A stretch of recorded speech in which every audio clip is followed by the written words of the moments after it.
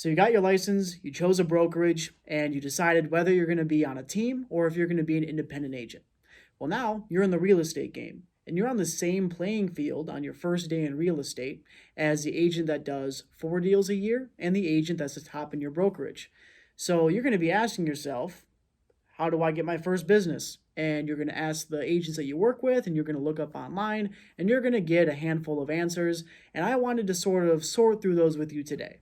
I split this into 3 different categories. Number one, I'm going to tell you what I personally think and what I found to be the easiest ways for a new agent to get business. Okay. Then the second one, I'm going to talk about the different suggestions that I got when I was asking people how should I be getting my first business. And I also heard these same answers when I was looking up online as well.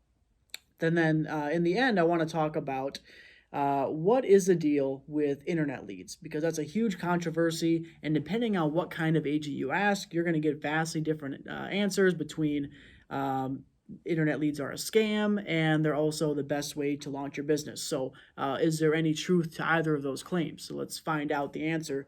But let's start out with the 2 easiest ways that I think that you can get business as a brand new real estate agent. So it's going to come down to either leads from your team or friends and family. So when I first became an agent, I knew that one of the easiest ways to get business is if your friends or family is going to be buying or selling a house, then obviously it makes sense that you would want to help them buy that house or sell their house for them. However, I didn't feel comfortable soliciting people that I didn't talk to on a daily basis for business. So I didn't want to call my cousin that I haven't seen since last Christmas. I didn't want to call people that I went to high school with, just for the sole reason of trying to get business. And they try to tell you to not make the conversation about real estate, just see how they're doing, ask them how their kids are doing. But I was never the kind of guy that would make that sort of phone call before I became a real estate agent. So if I made a call like that and I started out saying, hey, how are things going? And they said, how are things going with you? And I told them, oh, I'm in the real estate business. Right away, they would know that's really why I'm calling. I want some business from them. And that didn't seem right to me. There's no way that I felt like I could make it seem genuine. So I knew that I wanted to start out working with strangers. And then as I became more experienced with strangers, then I can start reaching out to my friends and family, knowing that I am experienced and I actually know what I'm doing and I can take care of them properly. It's a lot easier to work with friends and family, even if things are going badly compared to working with strangers. But I didn't want to work with my friends and family and feel like I was doing them a disservice or feel like they were just doing me a favor by hiring me. So what's the deal with these team leads? So I talked about this in the past couple of videos, that I feel like whether you're an independent agent with a brokerage or you're actually on a team, either one of those 2 options should give you opportunity to work leads that are given to you by your brokerage or your team. So I happen to be on a team that invests and takes that risk of paying for leads up front and doing advertising on Facebook or buying Zillow zip codes or whatever they do. And then they give me those leads and I can work them for no monetary risk. And then I just pay for it on the back end. So it is less commission than if I was to generate a lead by myself. But it's 50% commission. But if I wouldn't have taken that lead, then I would have gotten no commission. And my plan all along was to work these leads that were a lesser commission, and then save that money that I was getting so I can invest in my own leads and then start getting more of a commission percentage. But even if I was an independent agent in my brokerage doesn't take any commission split at all, but they still give the people the opportunity to work leads generated by them. And in that case, you would have to give a commission split, obviously. But even if, whether you're working for a brokerage, it takes 25% or 33%, you definitely should expect some sort of business from them in addition to them helping you get your own business by yourself. So whether it's friends or family giving you an opportunity, or it's your brokerage giving you an opportunity, having other people give you opportunity is the best way and the easiest way for you to get business as a brand new agent.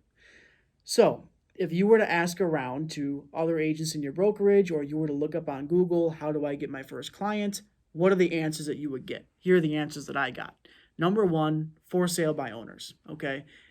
This is like the number one thing that I focused on before I got my license. I was trying to figure out what are the scripts that I should say when I'm calling FSBOs and expired listings. And I thought that was going to be like my bread and butter. That's how I was going to launch my career. But for sale by owners and expireds are, well, there is massive opportunity there. I mean, they are raising their hand. FSBOs are saying, I want to sell my house, but I don't think that an agent is worth it.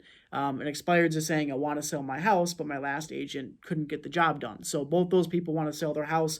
Obviously, there's opportunity there.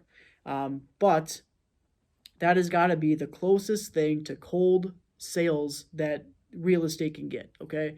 You got to have some real skill if you're going to be calling for sale by owners and expireds. And I made those phone calls and I set those appointments and I tried all different ways that I researched on how to convert these leads, and I just could never make it work. But I do know that there are some agents out there that found out how to make it work. These agents have coming after me on appointments that I had and got the people that I just talked to and I failed to convert, they converted them. So it is possible, there is opportunity there, but just know that if you really don't have any sales chops and you don't have any experience in real estate, it's going to be extremely hard to convert these FSBOs and expireds. And but I do think that if you can manage to do it and you have that thick of skin, then go for it. I'm jealous of those people that can make it work. I wish that I was just that cold of a salesman to be able to make money off of FSBOs and expireds. So what's the next thing? They do recommend friends and family, but we talked about that already. But open houses has got to be the next biggest suggestion. So every new agent is prepared to do open houses because that's just what you're told that you're supposed to do. And I did that too back then. But I will say that I was never any good at open houses. I do prefer to work with strangers, but I just wasn't comfortable. Whether it was calling FSBOs or trying to approach people coming in my open house that didn't really want to interact with an agent, I'm just not comfortable speaking to people that don't want to speak with me. So open houses were tough for me because I wasn't that confident, with the house I was standing in. It wasn't my listing. And they would ask me questions I didn't know the answer to. I didn't really have any skills, and I never had any skills, even to this day, in small talking with people. The people that I shadowed that did open houses and showed me how it's supposed to be done were just amazing at socializing with people and starting conversation from nothing. And they didn't really talk about the house. They just talked about, whatever. But I just don't have the skills to just start conversation from nothing. I just don't have it, okay? And it's a skill I probably could have developed, but it was extremely uncomfortable. I even hated putting out the signs. Just open houses were not my thing, but every week I did it, okay? My biggest advice to you to try to get your first client is just say yes to every opportunity, okay? If your team's having a meeting, if they want you to go to a conference because they think you're going to learn something, if they want you to do open houses, if you have nothing going on and you have nothing better to do, then just take every opportunity. And that was my thought with the open houses. So I would do it every single week, or at least most weeks that I could bring myself to do it. I would do open houses. Started in October when I got my license, and then I did open houses pretty consistently all the way until March when COVID happened, and then open houses were canceled for a few weeks. I'd never got any leads to convert. However, I do feel like I got some valuable experience talking to people inside houses. You do get opportunity to walk around the house with people even if they don't buy a house with you, and that gives you some experience in that you're going to use when you're working with buyers in the future, okay? So it's worth doing open houses when you first start out, especially when you have nothing else to do. For me, I stopped and kind of got a break because open houses, like I said, were not allowed because of COVID. And then by the time things sort of eased back and open houses were a thing again, now I had a lot of business coming in and I didn't have to do open houses because I was getting a lot of business from other sources and I found my feet elsewhere. Now, the last thing is door knocking. So door knocking is another sales skill, okay? It's similar to for sale by owner, but it's more just like luck of the draw. You really got to overcome something with for sale by owners. I mean, they really hate you. But door knocking, not a lot of people go out and door knock. Even though it's a common suggestion, most agents do not have the balls to go knocking on doors. And I've heard success stories of agents that made that a core part of their business when they first started out and did dozens of deals in their first year. And I think that out of this whole list, door knocking is probably something that I'd be most likely to do now. And I actually am planning on doing that with this new Geo Farm. I have my inside sales agent call an area down in Lakeville. Now I'm sending out postcards, and then I'm going to take my lender down there, and we're going to go knock on some doors here this spring and see if we can get any listings from that. Especially right now, at least in Minnesota, the listing, the amount of listings is very low. We have very low inventory. So if you can be somebody that goes out and knocks on doors and gets that, finds that inventory, then you're gonna have some really nice first transactions. Listings are way easier than working with buyers, take way less time. So if you can really break into the listing game by getting out there on the streets, knocking on doors, knock on 100 doors a week, you're going to find some business, all right? Now, the last topic I wanted to talk about was internet leads. Huge controversy. Now, when I got into real estate, I knew that internet leads was something that I was going to be interested in. I used to be a debt collector, so that's why I'm naturally more inclined to calling people on the phone. That's why I tried the FSBOS thing. And my biggest hurdle was, and the biggest con to doing internet leads, is that it costs money. I had like a couple $100 by the time that I got my license in my bank account, and I didn't have another job. So I did not have money to spend on Zillow leads cost like thousands of dollars every month for the good zip codes. And then these other ones are just like a crapshoot. I did not have money to risk. So if you want to get into internet leads, you're either going to have money in your savings account beyond what it takes to get your license. You need some money to spend and to risk on this investment, or you need to, again, work either the team leads or the friends and family, the business where other people are giving you opportunity, and save some of that commission for investing in internet leads. And that was my strategy, and that's what I'm doing right now, where since the beginning of this year, now that I got some money coming in, I'm dabbling in different internet lead sources, and I found one that I really like, and it's definitely paying off by far, okay? I'm making way more money off of the closings that I got from these internet leads than I have spent so far. So risk and capital is the big thing.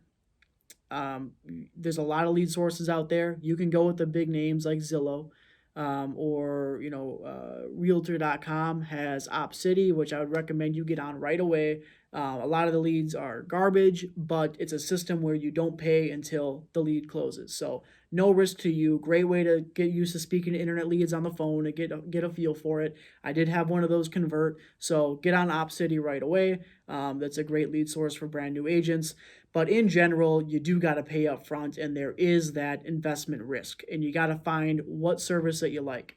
And I'm not going to tell you what service I like. I will say that Zillow, if you're going to get into that game, that's what everybody uses, and you got to figure out who can you partner with to reduce that cost, because as a brand new agent, you're not going to be spending $2,000 a month on these high volume zip codes.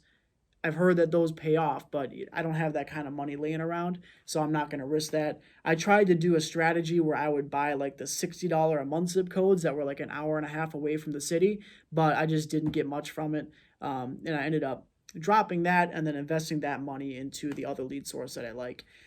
I would just say interview with a bunch of different lead sources, see how they generate their leads, if they have any other agents in this market that you work in that you can talk to, and see how it works for them. And you just got to throw some money around and see what sticks. But in the end, it should pay off. Just keep track of how much you're spending and how much you're really getting from it. One good thing to look at is talking to people, how many of them say that they already purchased a home, because if they say that they already purchased a home, even though it's not money for you, that lets you know that these leads are converting for somebody. It's just that you happen to get to it a little bit late. So just sort of mess around, try a couple different lead sources, and just keep a close eye on the quality of lead you're getting there. But if you're going to work the internet leads, I think the main reason that people don't like the internet leads is because they call them and they try to do the same strategy that they do when they're calling their friends and trying to invite them over for a happy hour. And it does not work for the internet leads. You need to have a solid drip campaign, and you need to have a solid follow-up plan for the long term. One of my very first showings that I ever did as an agent was for an internet lead, and they didn't buy a house then, but almost an entire year later, we closed, and that was my biggest transaction that I'd ever done up until that point.